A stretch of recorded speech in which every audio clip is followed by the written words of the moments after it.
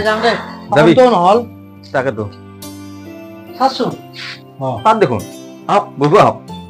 মই ইয়াতে বহিব অহা নাই তোৰ পৰা ৰিজাল্ট দিবাহে আহিছো ৰিজাল্ট কি হ'ল আপা ৰিজাল্ট তোৰ পৰা ইমান গাধা ইমান ধুনীয়াকে ক্লাছত বুজাও সি গোটেই প্ৰশ্নৰ উত্তৰবিলাক অশুদ্ধকে লিখি কি ৰচোন ঐ আপা হয় গেলি এইফালে হয় না তই বোলে স্কুলত গোটাই প্ৰশ্নৰ উত্তৰ ভুলকে লিখি থৈ আহিছা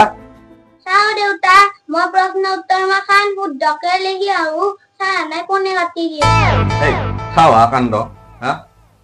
এই আপোনালোকৰ এইটো বিৰাট ডাঙৰ ভুল কিন্তু জানে না হা সি ইমান কষ্ট কৰি প্ৰশ্নৰ উত্তৰ শুদ্ধ বুলি লিখি থৈ আহে আপোনালোকৰ পতককে ভুল বুলি কিয় কাটি দিব লাগে চাও হা কাণ্ড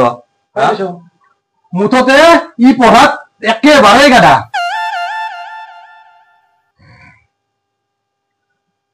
আৰু লেখাত লেখাত মইতো এখন চিনি নাপাওঁৱে আৰু সি নিজেও চিনি নাপায়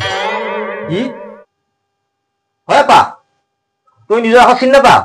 নাপাওঁ দেউতা বিৰাট ফূৰ্তি লাগছে নহয় মোৰ আজি মোৰ আপা ডাক্তৰ হ'ব গম পাইছা